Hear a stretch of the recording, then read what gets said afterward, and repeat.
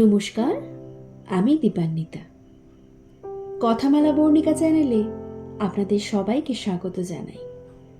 আশা করি আপনারা সবাই ভালো আছেন।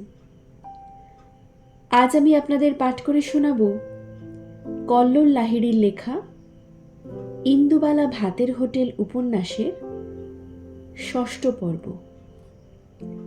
আমার গল্প পাঠ যদি আপনাদের ভালো লাগে তাহলে কিন্তু অবশ্যই আমার চ্যানেলটিকে সাবস্ক্রাইব করে আমার পাশে থাকবেন।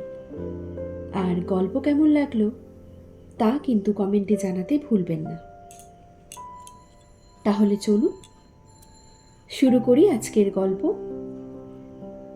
কল্লোল লাহিড়ীর লেখা ইন্দুবালা ভাতের হোটেল উপন্যাসের ৬ষ্ঠ পর্ব, চিংড়ির হলুদ গালা ঝোল।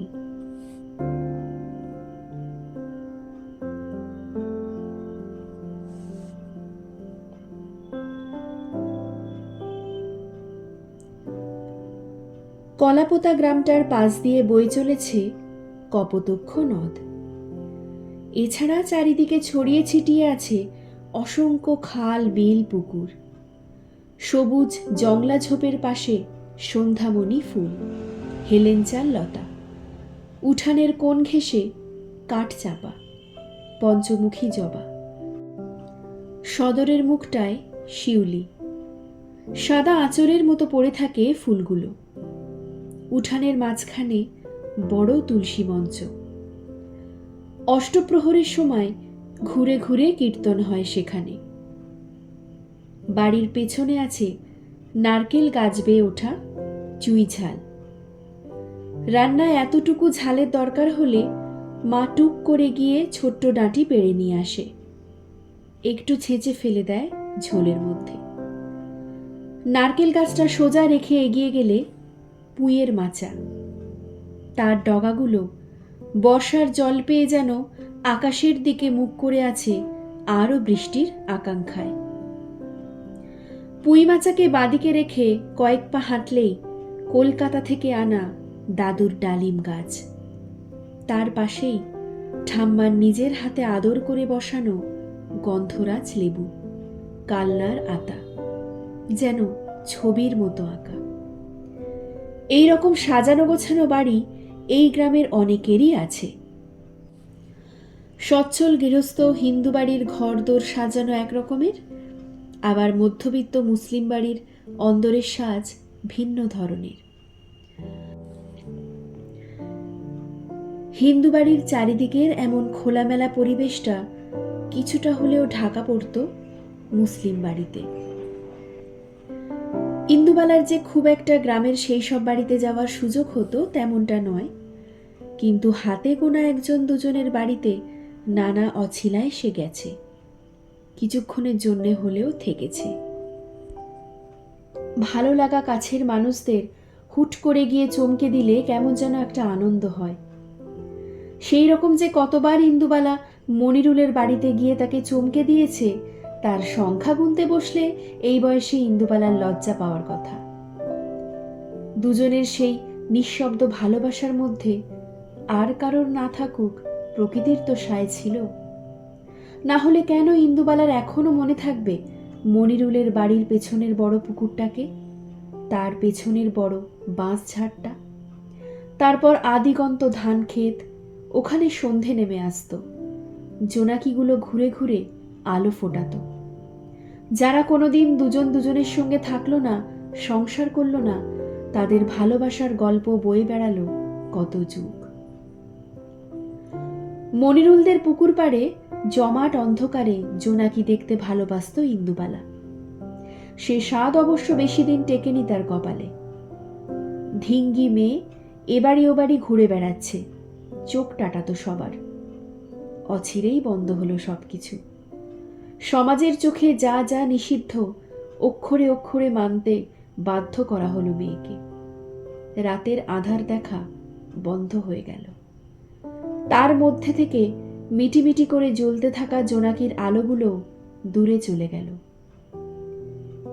এই বয়সে মেয়েরা সংসারের জন্যে একটু একটু করে তৈরি হতে থাকে, ঘরের কাজকর্ম শেখে, স্বামীকে কিভাবে যত্ন নিতে হবে, কোনটার পরে কিসের উপাচার, তা ভালোভাবে বুঝে নেয়।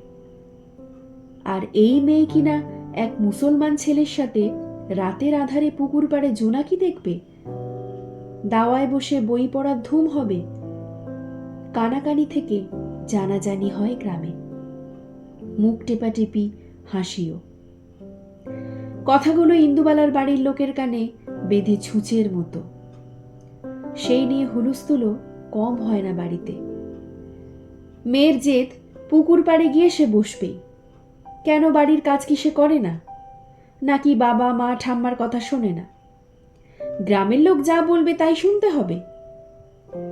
প্রথম দিকে কঠোর শাসন চলত, তারপর দেখা গেল মেয়ে মোটেই সুবিধের নয়। এই শাসনে আরো বেঁকে বসছে সে। খাওয়া দাওয়া ছেড়ে শরীরের অবস্থা কাহিল হবার জোগাড়।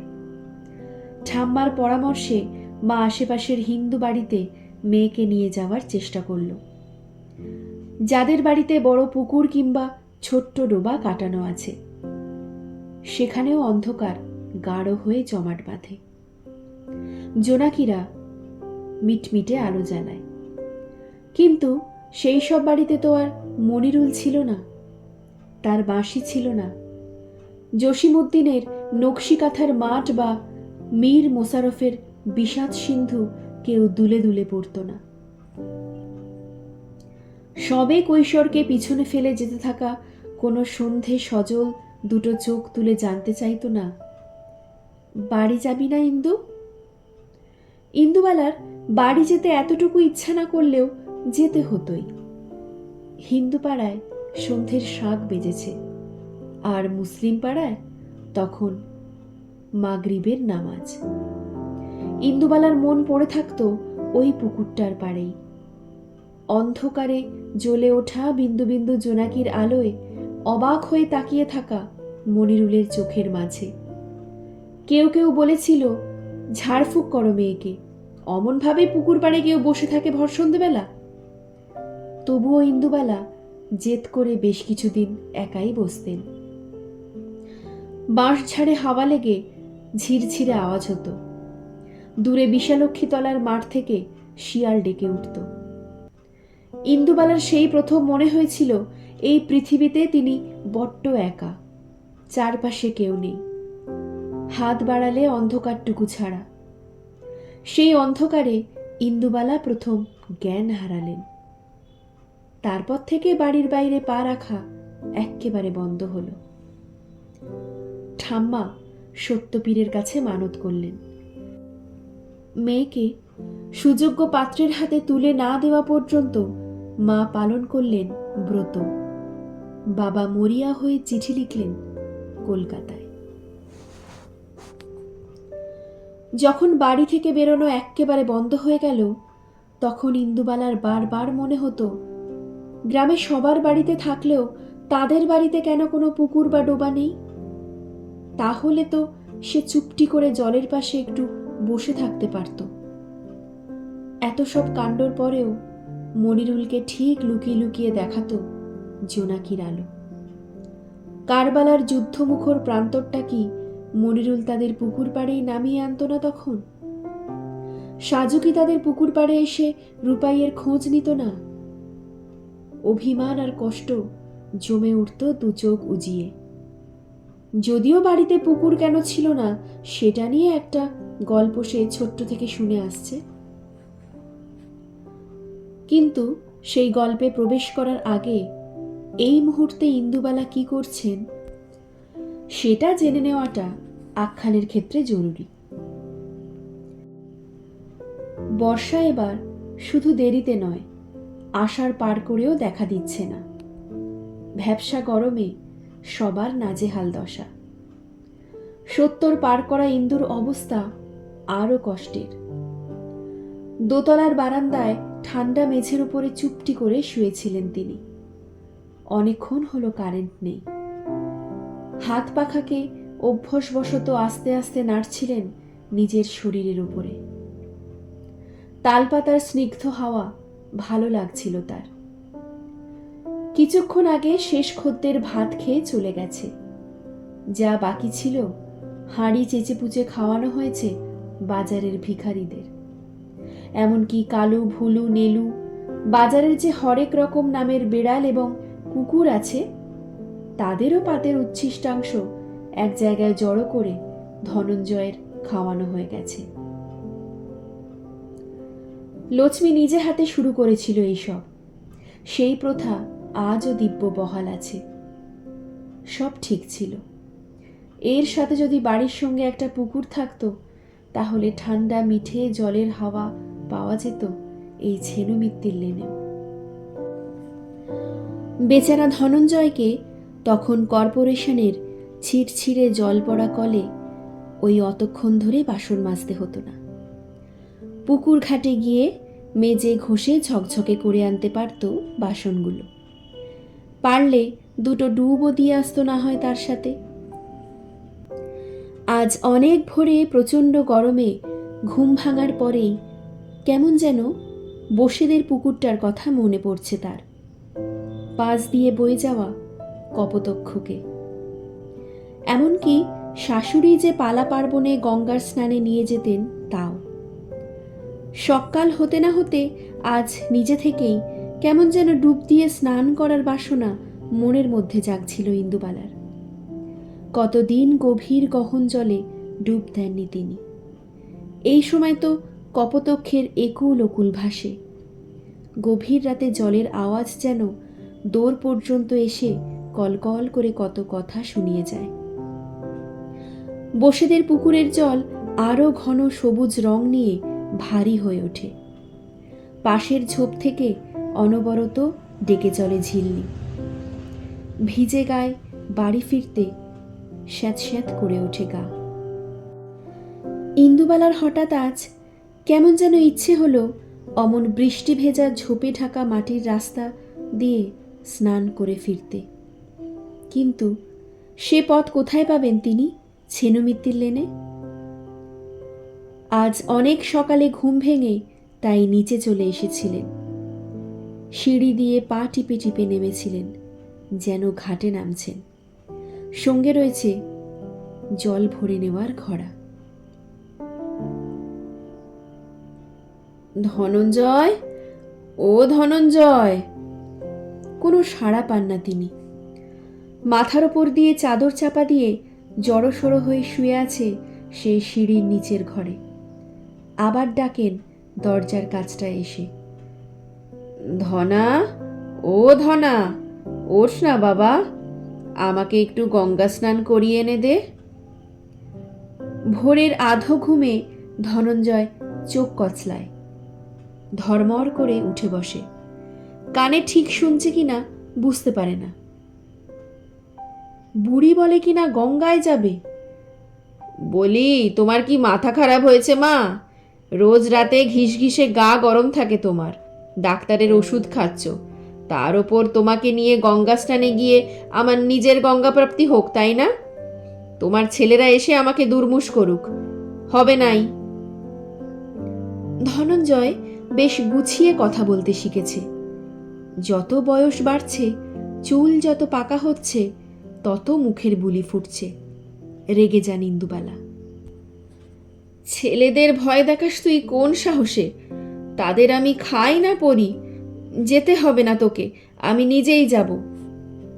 বুড়ি এগোতে গেলে ধনঞ্জয় চিৎকার করে, যাও না যাও, ও বাড়ি চক্করতির বউয়ের মতো শেষকালে হাত পা ভেঙে পড়ে থাকো, গুয়ে মুতে একাকার হওগে। সুস্থ আছো, কপালে সইবে কেন? থমকে যান ইন্দুবালা। সত্যিই তো, এই বয়সে একা যেতে গিয়ে একটা কাণ্ড বাঁধলে ধিক ধিক করে মরা আর জীবনে সইবে না তার। তবু রাগ যায় না। নিজে দমে গেলেও ধনাকে ছাড়েন না তিনি। তোকে আজ কোনো কাজ করতে হবে না ধনা, আমি নিজেই সব কিছু করব। গায়ের কাছে একদম ঘুরঘুর করবি না, এই আমি বলে দিলাম। ধনঞ্জয় বিরক্ত হয়ে পাশ ফিরে শোয়। আপাতত নিশ্চিন্ত সে। বুড়ির গঙ্গা স্নান আটকাতে পেরেছে। বড় ফাঁড়া কেটেছে তার। এইখানে নাকি গঙ্গার ঘাট? রিক্সা করে যাও, আবার হাঁটো, তারপর আবার রিক্সা। শুধু কি তাই, গঙ্গায় নামার আগে মায়ের এক প্রস্ত প্রণাম। তোমার গায়ে পা দিচ্ছি মা, অপরাধ নিও না। আবার ওঠার সময় আর এক প্রস্ত প্রণাম।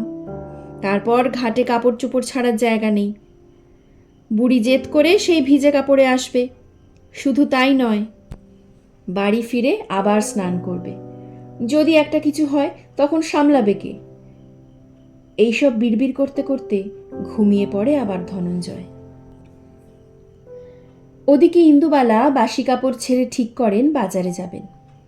একবার যখন বাইরে বেরোনোর বাই উঠেছে, সেটা কাটানো মুশকিল। তার চেয়ে বাজারে গেলে মনটা শান্ত হবে। নিজে হাতে জিনিসপত্র দেখে কেনাকাটা করা যাবে। দুটো লোকের সাথে কথা বললে ভালো লাগবে। সদর খুলতেই মনে পড়ে যায় অনেক দিন পরে তিনি আজ নিজে বাজারে যাচ্ছেন। বেশ কিছুদিন হলো ধনঞ্জয় এইসব করে। হাঁটুর ব্যথায় খুব একটা নড়তে পারেন না ইন্দুবালা। কিন্তু এই তো কয়েক বছর আগেও নিজে হাতে বেছে বেছে সবজি কিনতেন, মশলা দেখে বেছে দরদাম করে নিয়ে আসতেন। সেগুলো পেশাই করে বাড়ি দিয়ে যাওয়ার লোক ছিল। লক্ষ্মী যতদিন ছিল, মাছের ব্যাপারে ইন্দুবালাকে ভাবতেই হতো না। কিন্তু লক্ষ্মী যাওয়ার পর থেকে মাছ দেখে শুনে বেছে নিতে হতো। কোথাকার কোন মাছ, কোন পুকুর, দিঘি, বিল সব ইন্দুবালার জানা চাই। না হলে রাঁধবেন কি করে? জল অনুযায়ী মাছের স্বাদ আলাদা হয়, সবাই জানে সেটা। কিন্তু রান্না, সেটাও তো আলাদা হয়। শুধু কি তাই? কোথাকার বেগুন, কোথাকার লঙ্কা, কোথাকার ঢেঁড়স জানা না থাকলে তার রান্নায় মন বসে না। কুটনো কুটতে বসলে কড়াইতে ফোড়ন দিয়ে সেই ক্ষেতটাকেই যদি চোখের সামনে না দেখতে পান, তাহলে রান্নায় মজা আসে না, স্বাদটাও। এইভাবেই একটু একটু করে ইন্দুবালার সাথে পরিচয় হয়ে গিয়েছিল মেমারির কুমড়ো, বেলডাঙার কাঁচা লঙ্কা, পুরসুরার আলু, বাঁকিপুরের মুসুরি, রিহানদের রুই, লালগোলার আড়, বাসন্তীর গলদার। বাজার করা তার কাছে এক স্বপ্নের মতো। বাজার যদি ঠিক হয়, রান্নায় তাহলে তরিজুত আসে। আর একবার হাত দিয়ে দেখে নেন ব্লাউজের ফাঁকে টাকার ব্যাগটা ঠিক নিয়েছেন কিনা। অনেক সকালে মেসের দোতলার বারান্দায় দাঁড়িয়ে কিংসুক হিনজান ও মহাজানের তার্কিক পয়েন্টগুলো মিলিয়ে দেখছিল। ইতিহাস বইতে বৌদ্ধ শ্রমণদের মতো উষাকালীন মেঘমালা দেখার জন্যে সে বেশ কয়েকদিন চেষ্টা করেছে, কিন্তু মোবাইলে অ্যালার্ম বেজে গেছে তার মতো করে, আর কিংসুক নিজে পাশ ফিরে শুয়ে অকাতরে ঘুমিয়ে ভাত খাওয়ার সময় উঠেছে। আজ কি কুক্ষণে যে এতটা গরম পড়েছে আর ঘুম ভেঙেছে সে বুঝতে পারছিল না। যাই হোক, উঠেই যখন পড়েছে তখন সে ইতিহাসের চ্যাপ্টারগুলো নিয়ে নাড়াচড়া শুরু করলো। সামনেই বিএ ফাইনাল।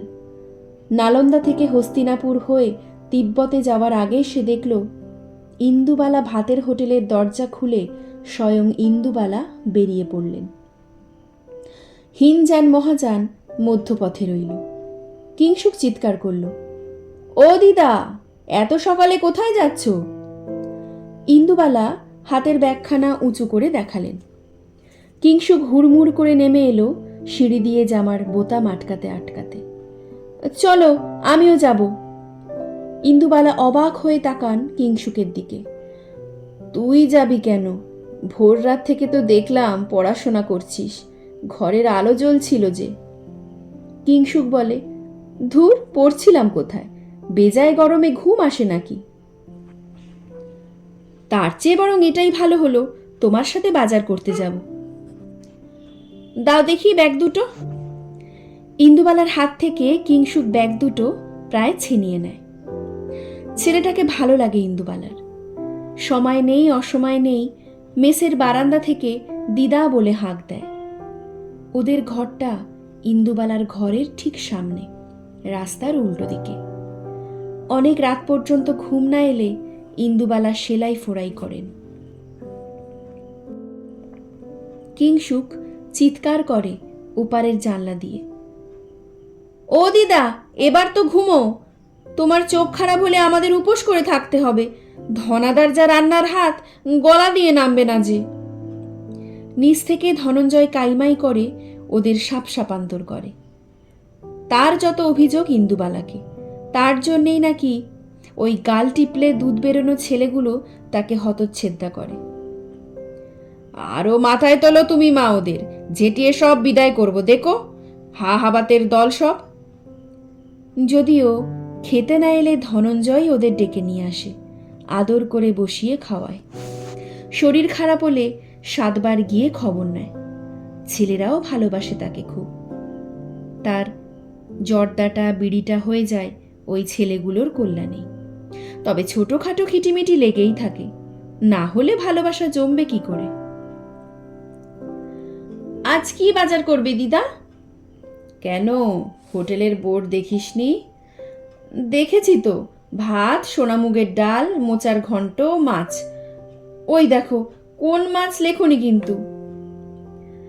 ইন্দুবালার সামনে দিয়ে তখন মাথায় ঝুড়ি ভর্তি কলমি শাক নিয়ে বাজারের দিকে একটা বউ যাচ্ছে। ইন্দুবালা থমকে দাঁড়ান। ও বউ, শুনছো? বউটা ঘুরে তাকায়। কলমি শাক কোথায় পেলে? তোমার বাড়ির? বিক্রি করতে নিয়ে যাচ্ছ? বউটা হাসে। মেয়ের বাড়ি গেছিলাম মা, আমার তো আর পুকুর নেই। ওই শাওড়ির বড় একটা পুকুর ছিল, তা সেই পুকুরের। ইন্দুবালা বলেন, ছিল কেন বলছো, এখন আর নেই? বউটার মাথা থেকে কিংসুক শাকের ঝুড়িটা নামাতে সাহায্য করে। হাঁপ ছাড়ে বউটা। ডোবা হয়ে গেছে মা, এবার হয়তো ফেলাট উঠবে, তা মেয়ে বলল নিয়ে যাও, যে কদিন আছে। ইন্দুবালা কলমি শাকের আঁটি তোলেন। সবুজ কচি মাথাগুলো সবাই যেন তার মুখের দিকে তাকিয়ে আছে। নাকের কাছে নিয়ে এসে শোখেন। জলের তাজা আষ্টে বুনো গন্ধ এখনো মিশে আছে ওদের ডালপালায়। কিংসুক জানতে চায়, এইভাবে বুঝি শাক চেনে, গন্ধ শুকে? হাসে বউটা। না গো না, মা আমার পুকুর চিনছে গো। ইন্দুবালার সামনে ভেসে ওঠে বর্ষার জলে থই থই উঠান, ভাই বোন মিলে নাচানাচি। আমাদের কেন পুকুর নেই ঠাম্মা? ততক্ষণে ঠাম্মার কলমি শাক বাছা শেষ। নিষেধ ছিল যে বংশে পুকুর রাখা চলবে না। কেন নিষেধ ছিল কেন? ইন্দুবালার প্রশ্নে ঠাম্মা জবাব দেন না। ইন্দুবালা ততক্ষণে শাকের আঁটি বেছে বেছে তোলেন ঝুড়ি থেকে। কিংসুকের পছন্দ হয় না ব্যাপারটা। শাক লতা পাতা সে দুচক্ষে দেখতে পারে না। ওসব খাওয়ার জন্যে তো গরু ছাগলরা আছেই। মানুষ কি জন্যে খেতে যাবে চারিদিকে এত মাছ মাংস ডিম থাকতে? একটু বিরক্ত হয়ে সে বলে ওঠে, আজ কিন্তু কলমি শাক মেনুতে নেই দিদা। ইন্দুবালা বিড়বিড় করেন, নেই তো কি, হতে কতক্ষণ, দেখছিস না বাড়ির সামনে কেমন একটা আস্ত গোটা পুকুর ঝুড়ির মধ্যে করে চলে এসেছে। কিংসুক জবাব দিতে পারে না দিদার কথায়। এই মহিলা যাই রান্না করে তাই যেন মুখে লেগে থাকে সারা জীবনের মতো। মনে মনে ঠিক করে নেয় কিংসুক, কলমি শাকটা আজ না হয় সে একবার ট্রাই করে দেখবে। ইন্দুবালা প্রায় সব শাক কিনে নিয়ে খালি ঝুড়ি ফেরত দেন বউটাকে। বলে দেন, ওবেলা বাড়ি ফেরার পথে একবার ঘুরে যেও বউ, আমার বাজারে একটু সময় লাগবে।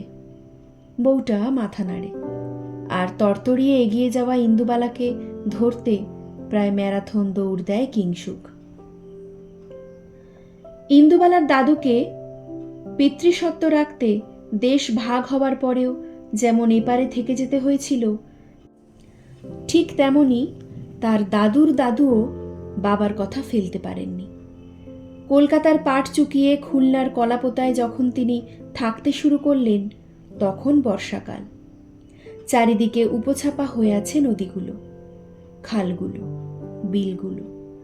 বাড়ির মধ্যে চারিদিকে থই থই করছে জল। কোনটা পুকুর আর কোনটা উঠোন তা ঠাহর করা বেশ মুশকিল হচ্ছে। হামেশাই শোনা যাচ্ছে গ্রামে সাপের কামড়ে মৃত্যুর খবর। এদিকে যাকে বিয়ে করে এনেছেন বিশ্বম্ভর, সে এক্কেবারে শহুরে মেয়ে, খাস নবদ্বীপের। সেই মেয়ে এই অজগায়ের চারিদিকে জল, সাপে কাটা এইসব দেখে প্রথম দিনই তো পা ছড়িয়ে কাঁদতে বসেছে। তার বাবা যে তার সাথে এই অবিচার করবেন কোনোদিন সে ভাবতে পারেনি। ভালো পাত্রের কি আকাল পড়েছিল জ্যোৎস্নাময়ীর জন্যে? কত কত সম্বন্ধ এসেছিল বর্ধমান, রাজশাহী, হাতিমপুর থেকে। ময়মনসিংহের এক জমিদারও এসেছিলেন। বাবা বুড়ো মানুষের সাথে মেয়ের বিয়ে দেবেন না বলে সেই সম্বন্ধও নাকচ হলো। শেষকালে মেয়েকে গৌরীদান করবেন নাকি, যারা আসে তারা নাকচ হয়। এদিকে সৎমা রাগে শুধু ফুলে ফুলে ওঠে। তারই বয়সী এক মেয়ে বাড়িতে থাকবে ঘাড়ের ওপর, তাও কি কখনো সহ্য করা যায়? এখন চুপ করে আছে, পরে এই মেয়ে যে ফুঁস করবে না তা কে বলতে পারে?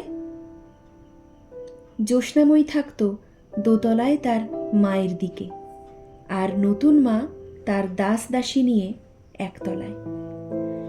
ওপর নিচ করায় বাবার অসুবিধে হতো, হাঁপের টান ধরত।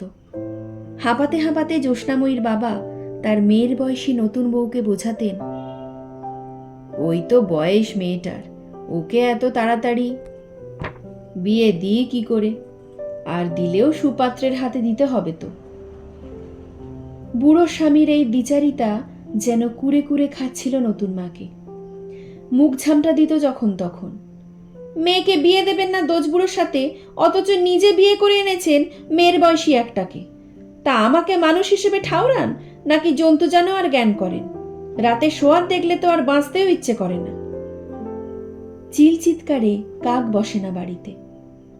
হাঁপানির টান বাড়ে জ্যোৎস্নাময়ীর বাবার। বুকে কর্পূর তেল মালিশ করে দেয় দাসী।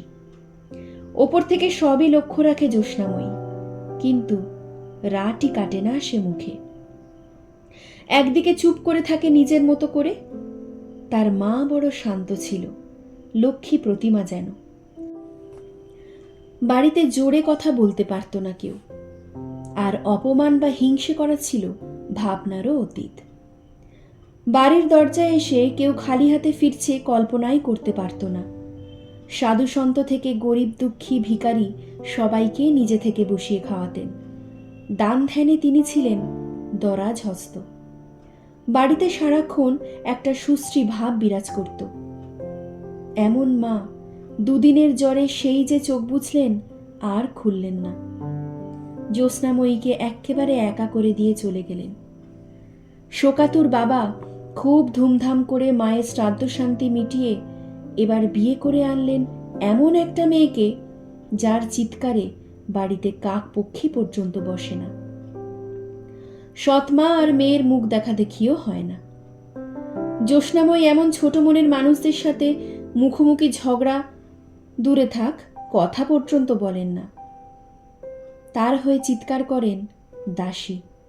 সৎ মা এবং মেয়ের এই বাগবিতণ্ডার খবর নবদ্বীপ অঞ্চলের কেউ জানে না তেমন নয়। মেরেছ কলসির কানা, তাই বলে কি প্রেম দেব না? গাইতে এসে বষ্টমী পর্যন্ত দুপক্ষের মুখের ভাষা শুনে মূর্ছা যায়। বাবারই তখন অবস্থা হয় সঙ্গীন। এই অশান্তির আগুন কিভাবে তিনি নেভাবেন তার হদিস যেন আর পান না। এইভাবেই শাঁখের করাতের মতন যখন দিন কাটছিল তার, ঠিক সেই সময় শহরে কলেরার জন্যে ভলেন্টিয়ার হয়ে এলো একদল যুবক কলকাতা থেকে। তারা গান্ধীজির স্বদেশী ভাবনায় অনুপ্রাণিত। বিবেকানন্দের সেবা তাদের বুকে, রবীন্দ্রগানের কলি তাদের লব্জ। একদল উঠতি যুবকদের মধ্যে যে হোমিওপ্যাথি ডাক্তার, তাকে হঠাৎই খুব পছন্দ হয়ে গেল জ্যোৎস্নাময়ীর বাবার। বেশ গোল গোল চোখ, চওড়া ছাতি, বুকের পাটা আছে বলেই না কলেরা রোগী দেখতে আসে। তিন কুলে একমাত্র খুলনায় পিতা ছাড়া আর কেউ নেই। ঝাড়া ঝাপটা হাত পা, কথায় বার্তায় নম্র, শান্ত, সদালাপী, সর্বোপরি কর্মঠ। এমন একটা ছেলেকেই যেন মনে মনে খুঁজছিলেন তিনি। দেরি করলেন না জ্যোৎস্নাময়ীর বাবা। কথা চলল তাড়াতাড়ি খুলনা আর নবদ্বীপের মধ্যে। পাকা কথা হয়ে গেলে আশ্বাস দিলেন বাবা মেয়েকে। ভয় পাস না মা, এই জামাই আমার সোনার জামাই হবে, দেখে নিস। কলকাতায় কত বড় একটা মেসে থাকে, কালীঘাটের মায়ের মন্দির তো পায়ে হাঁটা। দেখবি তোকে নিয়ে গিয়ে কেমন ট্রাম লাইনের পাশের বাড়িতে রাখে।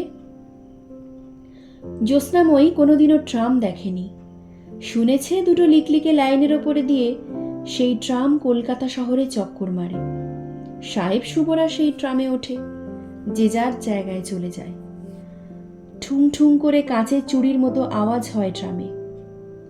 জ্যোৎস্নাময়ী তো সেই ট্রাম লাইনের পাশের বাড়িতে থাকার স্বপ্নে বিভোর হয়ে রইল। এদিকে তার বিয়ে হয়ে গেল বেশ ঘটা করে বসেখের কোনো এক শুভ দিনে। ফুলশয্যার ঘাটে শুতে এসে জানতে পারল বিশ্বম্ভরের পরিকল্পনা। বিয়ে করে সে আপাতত বউকে রেখে যাচ্ছে বাপের বাড়ি। এই কদিন জ্যোৎস্নাময়ী একটু মানিয়ে গুছিয়ে এখানে থাকুক, কারণ মাত্র কয়েকদিনের জন্যে কলকাতায় যাওয়া মানে বিস্তর খরচ। একেই নতুন বউ, তার ওপরে বাড়ি ভাড়া করা, সংসার নতুন করে পাতানো খুবই ঝামেলার হবে। আর তো 1 মাসের মধ্যে কলকাতার পাট চুকিয়ে বিশ্বম্বর চলে যাবে খুলনা। সেখানে তার বাবা মৃত্যুশয্যায়। ছেলেকে পাশে পেলে তিনি খুশি হবেন, ছেলের বউয়ের সেবা পাবেন। এগুলোর সাথে বাড়ির জমি জায়গাও দেখাশোনা করা যাবে। আর ডাক্তারি প্র্যাকটিসটা ঠিকভাবে চালালে তো আর কথাই নেই। পিলপিল করে লোকজন লাইন দিয়ে দাঁড়াবে দরজার সামনে।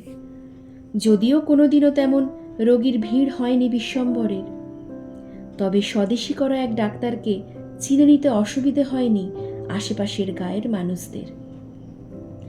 যতটা না আর্থিক স্বাচ্ছন্দ্যের জন্যে ডাক্তারি করতেন বিশ্বম্বর, তার থেকে বেশি সাহায্য হতো গরিব গুরব মানুষগুলোর। কিন্তু সেসব তো আরও পরের কথা। আপাতত তার সামনে যে নতুন বউটি বসে আছে, একবারের অনুরোধেই খুলে ফেলেছে মাথার ঘোমটা। সেই মেয়েটা কি ভাবছে বোঝার চেষ্টা করছে বিশ্বম্ভর। যদিও সে দেখতে পাচ্ছে এই মুহূর্তে মেয়েটির টানা দুটি চোখে ভরে উঠেছে জল। আর ভরবে নাই বা কেন? খুলনা জায়গাটা কেমন তার আগে ঠিক ধারণা ছিল না জ্যোৎস্নাময়ীর। ততদিনে তো সে একটা পাকাপোক্ত স্বপ্ন দেখে রেখেছে ট্রাম লাইনের পাশে বাসার। খোলা ছাদের রান্নাঘর, একটু দূরে কালীঘাটের মায়ের মন্দির। প্রতি অমাবস্যায় মায়ের মুখ দর্শন, পালা পার্বণে গঙ্গায় স্নান, রথের মেলা, চড়কে জেলে পাড়ার সং। মাথায় আগুন জ্বলতে থাকে জ্যোৎস্নাময়ীর। কাজেই ফুলশয্যায় স্বামীর গায়ের ঘেম ও গন্ধের সাথে খাটের রজনীগন্ধা কেমন যেন গুলিয়ে ওঠে। মাঝরাতে দোর খুলে মেয়ে গিয়ে শোয় তার পুতুল খেলার ঘরে। নিজের মা থাকলে এমনটি কখনো করতো না। দিত অমন ছেলের মুখে নুড়ো জেলে, বিয়ের আগে এক কথা, বিয়ের পরে অন্য। মা মরা মেয়ে বলে তার কোনো দাম নেই গো। কাঁদতে কাঁদতে ঘুমিয়ে পড়েছিল জ্যোৎস্নাময়ী। ভোর রাতে গা শিরশির করে উঠলে দেখেছিল ওই অত বড় পুরুষ মানুষটা তাকে জড়িয়ে ধরে নিঃসাড়ে ঘুমোচ্ছে পুতুল ঘরে। কখন উঠে এসেছে খাট থেকে জানেও না সে। ভোরের আলো এসে পড়েছে বিশ্বম্ভরের মুখে। কি সুন্দর লাগছে।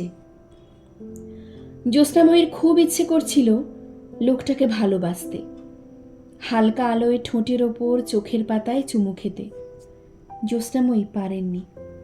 তখনও মনের মধ্যে কলকাতায় না থাকতে পারার শোক উথাল পাথাল করছিল।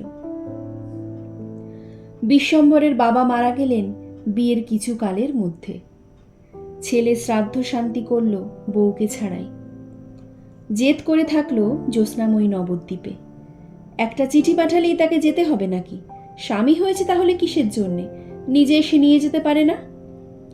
জ্যোৎস্নাময়ী বাড়িতেই তার না দেখা শ্বশুরের জন্যে অশৌচ পালন করল। ঘাটের দিন নখ কাটল বাড়ির মধ্যে পাঁচিল ঘেরা পুকুর পাড়ে বসে। পুরোহিত এসে জল দেওয়ালো শ্বশুরকে, ব্রাহ্মণ খেল। নিয়মভঙ্গের দিন অশৌচ কাটাতে জলঙ্গিতে গেল বাড়ির পালকি জ্যোৎস্নাময়ীকে স্নান করাতে।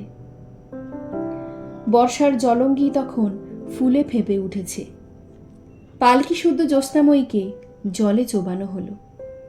এমন শীতল জলে এর আগে কোনোদিনও সে স্নান করেনি, আর এইভাবে পালকির ঘেরাটোপের মধ্যেও না। তার যেন মনে হলো জলঙ্গির জলরাশির প্রবল চাপে এক অন্ধকারের মধ্যে ডুবে যাচ্ছে পালকিটা। চোখ খোলার চেষ্টা করল জ্যোৎস্নাময়ী, আর ঠিক তখনই যেন সে দেখতে পেল বিশ্বম্ভরের শান্ত মুখটা। শিরশির করে উঠল গা জ্যোৎস্নাময়ীর। এমন শিরশির করছিল সেই ভোর রাতে, যখন দুটো শক্ত হাত তাকে পরম মমতায় ভালোবাসায় জড়িয়ে শুয়েছিল পুতুল ঘরে। একটা দেহের ওম যেন আরও একটা দেহ স্পর্শ করছিল। ঘাড়ের কাছে ঘন নিঃশ্বাসের হলকা লাগছিল যেন জ্যোৎস্নাময়ীর। এইসব সাত পাঁচ ভাবছেন যখন তিনি, ঠিক সেই সময় সারা গা বেয়ে যেন কি সব উঠতে থাকে, চিরবির করতে থাকে তার গোটা গা জুড়ে। মনে হয় কারা যেন আঙুল বোলাচ্ছে তার গায়ে। প্রচণ্ড ভয়ে পালকির ভেতরের অন্ধকারে জলের মধ্যে দম বন্ধ হয়ে আসে যেন তার। চিৎকার করে ওঠে জ্যোৎস্নাময়ী। পালকির বেহারারা বুঝতে পারে পুণ্য স্নান হয়েছে বটে মেয়ের।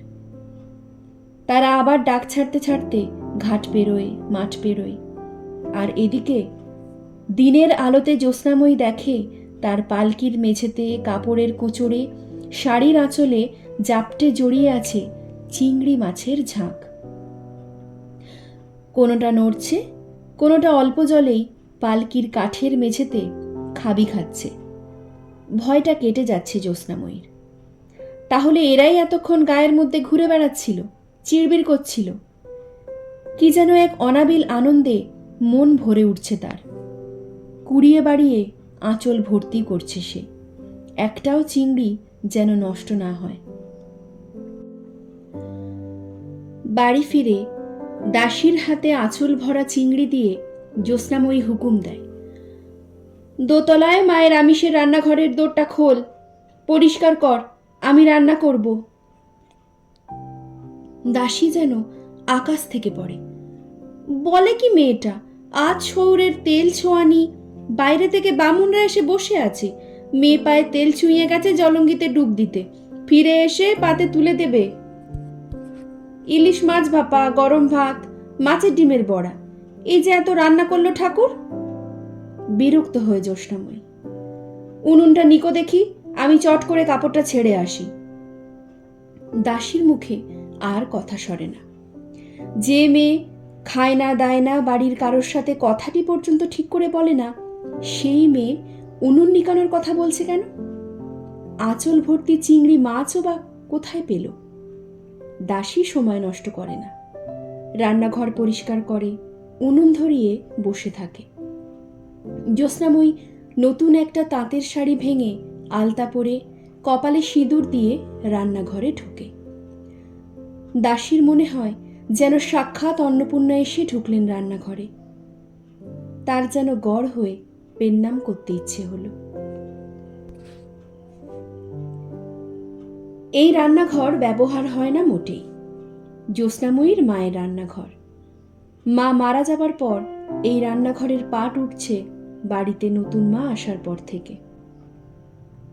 তাও সেটা অনেকদিন তো হলোই, তাই জিনিসপত্র বাড়ন্ত। এই অবেলায় কোথায় বা আর কিছু খুঁজতে যাবে সে? চট করে তাকিয়ে নেয় চারপাশটা, কি আছে আর কি নেই এই হিসেবটা পরিষ্কার হয়ে যায় নিজের কাছে। দাসী সেই কচি চিংড়িগুলোতে ততক্ষণে মাখিয়ে রেখেছে নুন হলুদ। জ্যোৎস্নাময়ী লোহার কড়াই উনুনের আঁচে বসায়, অল্প তেলে চিংড়িগুলোকে ছেড়ে দেয়। একটু নেড়ে চেড়ে কাঁচা লঙ্কা আর কালো জিরের ফোড়ন দিয়ে জল ঢালে। জলঙ্গির কচি চিংড়ির গা থেকে বেরোতে থাকে মিষ্টি জলের রস। গোটা বাড়ি কালো জিরের ফোড়ন, কাঁচা লঙ্কা আর হলুদের সুবাসে ভরে যায়। জ্যোৎস্নাময়ীর বাবা ব্রাহ্মণ বিদায় দিয়ে সবে ছোট পক্ষের রান্নাঘরের পিঁড়িতে বসতে যাচ্ছিলেন দুপুরের আহার সারতে, কিন্তু তা আর হলো না। পঞ্চদেবতাকে স্মরণ করে প্রথম গ্রাস মুখে তোলার আগেই উঠে এলেন দোতলায় অনেক দিনের বন্ধ রান্নাঘরের সামনে। জ্যোৎস্নাময়ী আন্দাজ করেছিলেন এমনটাই হবে। আসন পেতে জলের গ্লাস নিয়ে অপেক্ষা করছিল। সেদিন তার বাবা মায়ের রান্নাঘরে কতদিন পরে খেতে বসল। মনে পড়ল বড় বউয়ের কথা। তার হাতে চিংড়ির হলুদ গালা ঝোলের সুবাস। হাপুস হুপুস করে বাবা ভাত খায়। ঝোলের কাঁচা লঙ্কা ডলে, চোখ দিয়ে জল পড়ে তার। সেটা বড় বউয়ের স্মৃতিতে নাকি অনেক দিন পরে পুরনো রান্না খাওয়ার আনন্দে বোঝা যায় না ঠিক। খাওয়া শেষ হলে পান এগিয়ে দেয় জ্যোৎস্নাময়ী। বাবা মেয়েকে আশীর্বাদ করেন। কি চাস মা, একবার মুখ ফুটে বল। সারা বাড়ি কানাকানি হয়। এই বুঝি মেয়ে তার নিজের নামে সব সম্পত্তি চেয়ে নিল। খাওয়া ছেড়ে অন্দরের দোরে এসে দাঁড়িয়ে থাকে ছোট মা ভয় ভয়।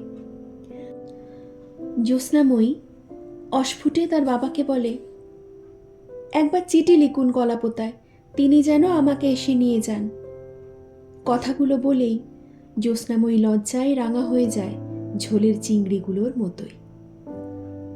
মেয়ে বাড়ি লিখিয়ে নিল না, জমি জমা সম্পত্তি কিচ্ছুটি না, এমনকি শখের পুতুলগুলোও না। শুধু গরুর গাড়ি বোঝাই করে নিয়ে গেল মায়ের রান্নাঘর, ডেউ, ঢাকনা, খুন্তি, আর সেই আমিষের বড় লোহার কড়াইটা। বিশ্বম্বর বাধা দেয়নি। সে জানত নতুন সংসার করতে তার সবটাই লাগবে, কোনো কিছুই ফেলা যাবে না। এই এত কলমি শাক কি হবে দিদা? সকালের চড়া রোদে হাঁপাতে হাঁপাতে জিজ্ঞাসা করে কিংসুক। কলমি ভাজা, কলমি শুক্তো, নাকি কলমি চাটনি? ফিরে তাকান ইন্দুবালা। একদম শাক তরকারি না খেয়ে তোদের বুদ্ধির এই অবস্থা হয়েছে, আর শরীরগুলো তো লিকলিকে ঢেঙা গাছ। করে দেবক্ষণ রান্না, একটু কাসুন্দি দিয়ে খাস, দুবারের বেশি চেয়ে খেতে হবে তখন। ইন্দুবালা এগিয়ে যান তরবর করে মাছের বাজারটার দিকে। এই যে ঘনা, ওই চিংড়িগুলো কি তোর বিক্রি হয়ে গেছে?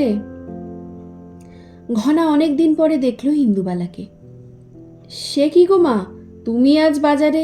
ধনাদার কি হলো আজ? ইন্দুবালা চিংড়িগুলো হাত দিয়ে নেড়েচেড়ে দেখতে দেখতে বলেন, কিচ্ছু হয়নি তার। কি আবার হবে? কেন, আমি এসেছি ভালো লাগছে না তোর? ঘনা চা আনতে পাঠায়। নিয়ে যাও মা সবটা, ভেড়ির নয় কো। ইন্দুবালা চেনে কোনটা ভেড়ির চিংড়ি আর কোনটা নদীর। সকালবেলা একটা বড় গামছা নিয়ে ভাই বোনে চুপি চুপি চলে যেতেন কপোতক্ষের ঘাটে। ততক্ষণে জড়ো হয়েছে গ্রামের অন্য সব ছেলে মেয়েরাও। ওদিকে আকাশ আসছে কালো হয়ে, ফুসে ফুসে উঠছে সেই কবেকার দাঁড়াও পথিকবরের নদ। গামছা জলে ফেললেই উঠছে ঝাঁকে চিংড়িগুলো। হাতে করে একটা জ্যান্ত চিংড়ি তুলে মুখের সামনে ধরেন কিংসুকের। কেমন, এখনো নড়ছে দেখেছিস? কিংসুক ভয়ে দুপা পিছিয়ে আসে। এমনিতে সে বড় পেটুক, খাবার পেলে তার আর কিছু চায় না, কিন্তু এইসব শাকসবজি মাছ সে বরাবর দেখে এসেছে মরা। জ্যান্ত জিনিস যে এমন হতে পারে সেই অভিজ্ঞতা তার এই ছাত্র জীবনের বাইরে। এই ছোট চিংড়ি দিয়ে বুঝি মালাইকারি হবে দিদা? ইন্দুবালা বলেন, তোর মুন্ডু, কেমন হলুদ গালা ঝোল করে দেব দেখিস। কিংসুক মাথা নাড়ে। ঠিক হচ্ছে না কিন্তু দিদা, বোর্ডে এইসবের কথা লেখা ছিল না মোটেই। ইন্দুবালা বলেন, কেন, মাছের কথা তো লেখা ছিল, এই তো হয়ে গেল, চিংড়ি মাছ নিলাম। কিংসুক মাথা চুলকায়। চিংড়ি আবার মাছ কোথায়? বইতে লেখা আছে ওগুলো জলের পোকা।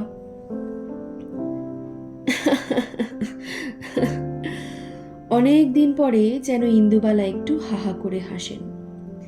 বাজারের লোকজন পাশে জড়ো হয়। কি হয়েছে মা, হাসো কেন? ইন্দুবালা মাথা নাড়েন। কিচ্ছু না, কিচ্ছু না, তোমরা তাড়াতাড়ি খেতে এসো সবাই। ফেরার পথে একবার ইন্দুবালা দাঁড়িয়েছিলেন কাশি মুদির দোকানে কালো জিরে কিনতে। বোর্ডটা কিংশুককে দিয়ে মুছিয়ে লেখালেন, ভাত, কলমি শাক, চিংড়ি মাছের হলুদ গালা ঝোল, বেগুনের টক। অনেক দিন পর বাজার করে এসে প্রসন্ন চিত্তে স্নান করতে গেলেন ইন্দুবালা কর্পোরেশনের তোলা জলে। গায়ে জল পড়তেই পুকুরের ভাবনাটা আবার মাথায় চাগার দিতে শুরু করল। বাড়ির পিছনের বাগানটার সাথে এই বাড়িতেও যদি একটা পুকুর থাকতো, কি ভালো হতো, তাই না? এই একটা ব্যাপার শাশুড়িকে বলার পর মুখ ঝামটা খেতে হয়নি। বাড়ির সেই সময়কার আত্মীয়রা মশকরা করতে এলে শাশুড়ি মুখের ওপরে বলে দিয়েছিলেন,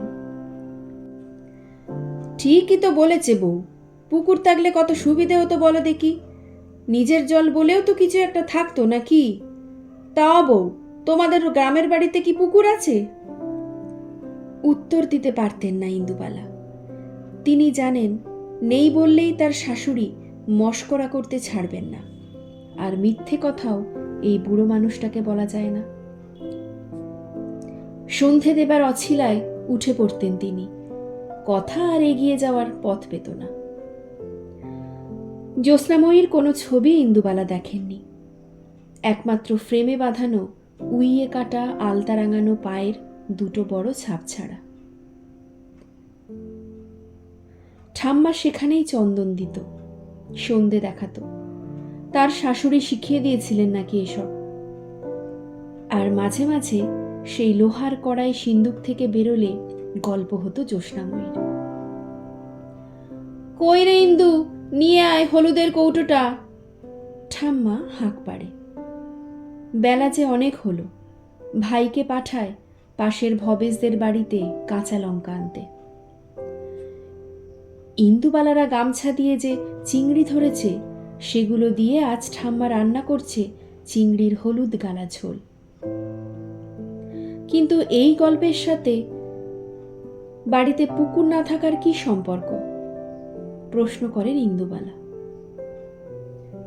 দাও দেখি, আমি একটু নাড়ি ঝোলটাকে। ইন্দুবালা ঠাম্মার হাত থেকে খুন্তিটা নিয়ে নাড়তে থাকে এদিক থেকে ওদিক। চিংড়িগুলো সেই হলুদ ছোপা ঝোলে কেমন যেন ডুব সাঁতার দিতে দিতে ভেসে ওঠে।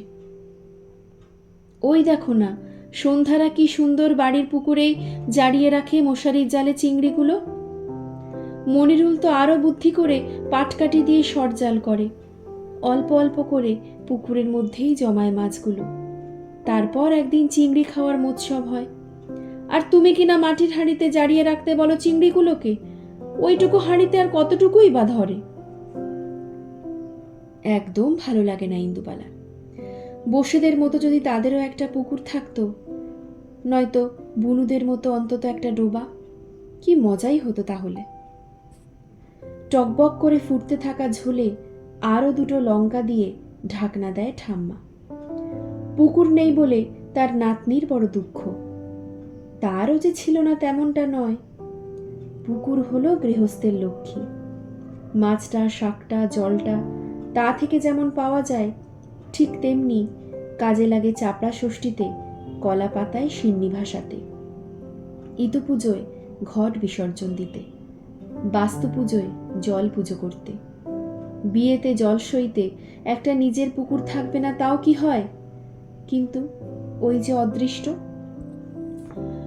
যাও, তোমার কাছে আর গল্প শুনবো না, চিৎকার করে ইন্দুবালা।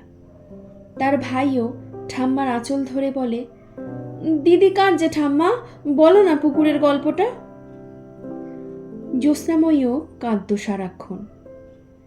এই নদী নালার দেশে বর্ষাকালে সংসার পাততে এসে চোখের জলে নাকের জলে হচ্ছিল যে। নবদ্বীপে ছিল বাবার পাকা বাড়ি, লোহার ঘোরানো সিঁড়ি,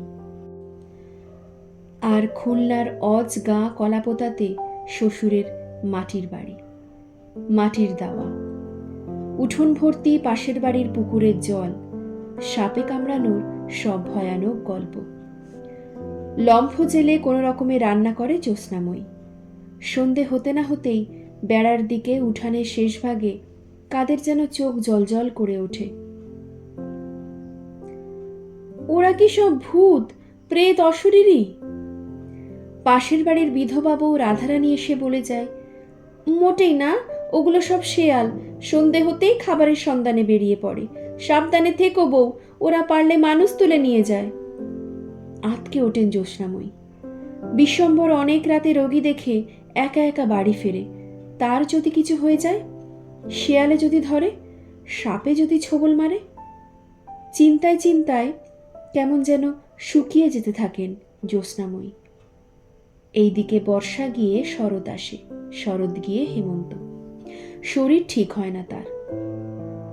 গায়ের লোক বলে, হাওয়া লেগেছে বউয়ের, পীরের কাছে যাও। বিশালক্ষী তলায় মাঝে মাঝে আসে কত পীর, কত সাধু সন্ন্যাসী। এদের একটুও বিশ্বাস করেন না বিশ্বম্বর, যত বুজরুকি। কিন্তু জ্যোৎস্নাময়ীর মন চায় একবার অন্তত যাক সে। এতদিনে পেটেও তো এলো না কোনো সন্তান, কেন, কোন কারণে? এর মধ্যে গ্রামে এলো এক জল বাবা, কত শত পাহাড় ডিঙিয়ে, অনেক মন্ত্রতন্ত্র পড়ে। সে নাকি জলে মুখের ছায়া দেখে সব বলে দিতে পারে। রাধারানীই দিল খবরটা জ্যোৎস্নাময়ীকে। তাজ্জব সব কথা বলে নাকি লোকটা, দরকার পড়লে বাঘে গরুতেও এক ঘাটে জল খাওয়াতে পারে। একদিন বিশ্বম্বর যখন সদরে গেছে ওষুধ কিনতে, জ্যোৎস্নাময়ী পাশের বাড়ির রাধারানীর সাথে বেরিয়ে পড়ল। বিশালক্ষী তলায় সেদিন ভিড় ছিল কম। বেদির ওপরে বসে এক ভিন দেশের সাধু। তিনি অনেকক্ষণ ধরে জ্যোৎস্নাময়ীকে দেখলেন। পেতলের সরার মধ্যে জল নিয়ে এগিয়ে পিছিয়ে মুখাবয়ব দেখলেন, আর তাকে চমকে দিয়ে নানান রকমের কথা বলতে শুরু করলেন। যেমন তার মায়ের মৃত্যুর আগের দিন পুকুর পাড়ে নারকেল গাছে বাজ পড়েছিল, জ্বলে গিয়েছিল গাছটা। দিনটা ছিল সোমবার। এটা একমাত্র জ্যোৎস্নাময়ী ছাড়া এই গ্রামের কারো জানার কথা নয়। এমনকি রাধারানীকেও সে কোনোদিনও গল্প করেনি। সাধু ভুরু নাচিয়ে বলে, নদীতে স্নান করার সময় গায়ে উঠেছিল চিংড়ি।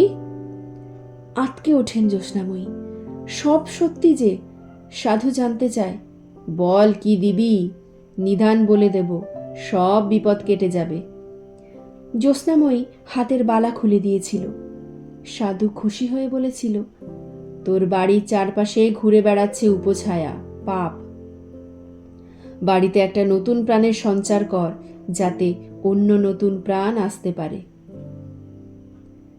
এই নতুন প্রাণটা কি হতে পারে সেটা বুঝতে পারে না জ্যোৎস্নাময়ী। স্বামীকে বলা যায় না। যদি শোনেন সাধু সন্তের কাছে যেতে শুরু করেছে তার বউ, তাহলে বাড়িতে কুরুক্ষেত্র বেঁধে যাবে। রাধারানী একদিন দুপুরে পান খেতে এসে বুদ্ধি দেয়, যদি বউ বাড়িতে একটা নতুন ডোবা করিস, সেটাও তো নতুন কিছু করা হয়। জল তো প্রাণ, তাই না? বুদ্ধিটা ফেলতে পারেন না জ্যোৎস্নাময়ী। স্বামীকে বলে, অন্যের পুকুরে যেতে তার বড় সমস্যা, কেমন লজ্জা লজ্জা করে। নিজের বাড়িতে যদি একটা পুকুর থাকতো, নিদেন পক্ষে একটা ডোবা। বিশ্বম্বর রাজি হয়ে যায়। তারও অনেক দিনের শখ নিজের বাড়িতে একটা পুকুরের। জলাশয় শুভর প্রতীক, কল্যাণকর। পুকুর কাটানোর দিনক্ষণ দেখা হয়, সে মহাঝক্কির ব্যাপার। এত সব জানত না জ্যোৎস্নাময়ী। ভূমিকে পুজো করে পূর্বপুরুষের আশীর্বাদ নিয়ে প্রথম মাটি কাটা হয়। একদিনেই অনেকটা মাটি গোল করে কেটে ফেলে লোকজন। বাড়ির চারপাশটা যেন মেলার মতো মনে হয়। কত লোক দেখতে আসে পুকুর কাটা। সেদিন হঠাৎ রাতে বৃষ্টি নামে, কড়কড় করে বাজ পড়ে। আর সে কি ঝড়! অনেক ভোরে জ্যোৎস্নাময়ীর ঘুম ভেঙে যায়। পাশ ফিরে দেখে বিশ্বম্ভর অকাতরে ঘুমাচ্ছে। হঠাৎ যেন তার মনে হয় জলের কলকল আওয়াজ। প্রথম দিনের পুকুর কাটাতেই জল ভর্তি হয়ে গেল নাকি? জল দেখতে উঠে পড়ে জ্যোৎস্নাময়ী। আধখোঁড়া পুকুরের সামনে এসে থমকে দাঁড়ায়। কোথায় জল? শুকনো খটখটে মাটি।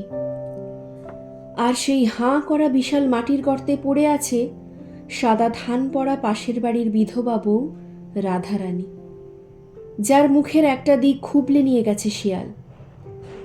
বাতাস ভারী হতে থাকে, ফিসফিস করে কারা যেন কথা বলে চারপাশে। পিছন ফিরতেই জ্যোৎস্নাময়ী দেখতে পায় তার সামনে দাঁড়িয়ে আছে কবেকার মরে যাওয়া তার মৃতা মা।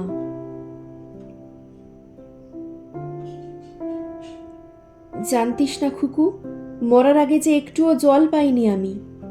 আঁতকে ওঠেন জ্যোৎস্নাময়ী। চোখ মেলে দেখে ঘুমোচ্ছিল সে, পাশে বিশ্বম্বর নেই।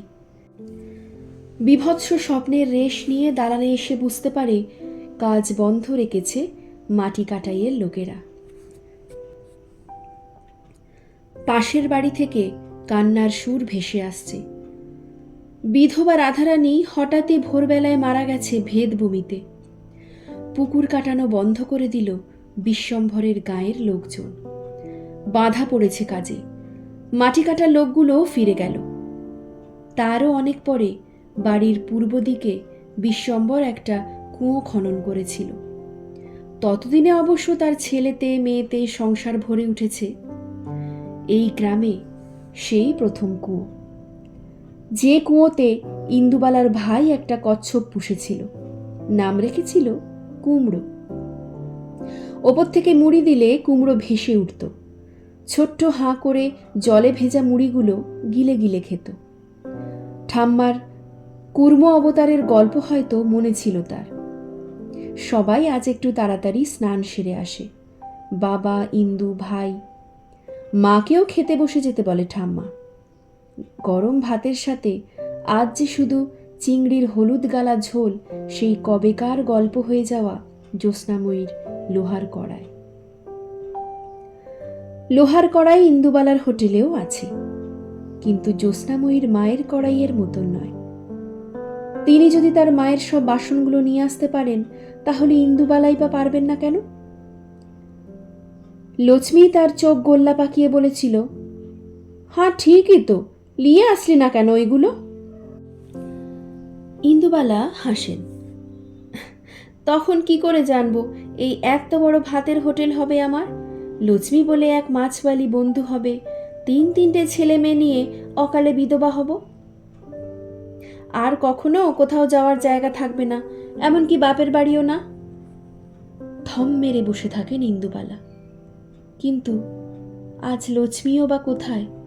তার চারপাশে কেউ কোথাও নেই। আর যখনই মনে হয় কেউ নেই, তখন যেন আর শরীর চলে না ইন্দুবালার। কিন্তু ইন্দুবালার একজন উপরওয়ালা আছেন। তিনি বাতাসের সাথে ভেসে ভেসে বেড়ান। গরম তেলের ওপর কালো জিরের ফোড়ন পড়তেই চড়বড় করে ওঠেন। রান্নার নানান রকম সুবাস পাঠিয়ে লোক জড়ো করেন। ইন্দুবালার তখন আর একা থাকা হয় না। কিংসুক হোস্টেল উজিয়ে ছেলে মেয়ের দলকে তো নিয়ে এসেছেই, চিংড়ি মাছের হলুদ গালা ঝোল খেতে সেই কত দূর থেকে ডাক্তার হোস্টেলের ছেলে মেয়েগুলো আজ এসেছে। তাদের মধ্যে কলমি শাক বিক্রি করা বউটাও আছে। কাসুন্দি দিয়ে কলমি শাক মাখার সময় ইন্দুবালা তার চোখে জল দেখেছেন। আহা, ওরও পুকুরের শখ ছিল গো, ঠিক ইন্দুবালার মতোই। ওর যেন একটা বড় পুকুর হয়, এই মনস্কামনা করার সাথে সাথে মেঘ ডেকে উঠল। মুষলধারায় বৃষ্টি নামল। রেডিওতে এক ছোকরা জকি 2 কলি গান শুনিয়ে বলল, অবশেষে বর্ষা নামল শহরে। ইন্দুবালা বিকেলের উঠানে ঠায় দাঁড়িয়ে বৃষ্টিতে ভিজলেন। মনে হলো তার সাথে যেন ভিজছে গ্রামের ভিটেখানা, ভিজছে পুয়ের মাচা, ডালিম গাছ, গন্ধরাজ লেবু, কালনার আতা, নারকেল গাছে জড়িয়ে ওঠা চুইঝাল। এখনো সেখানে জল থই থই করে কিনা কে জানে। গামছা দিয়ে কেউ কি আর চিংড়ি মাছ ধরে? তার হলুদ ঝোল হয়?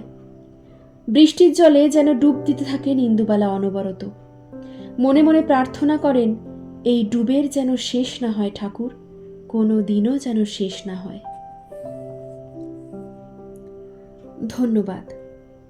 আপনারা শুনলেন ইন্দুবালা ভাতের হোটেল উপন্যাসের 6ঠ পর্ব, চিংড়ির হলুদ গালা ঝোল।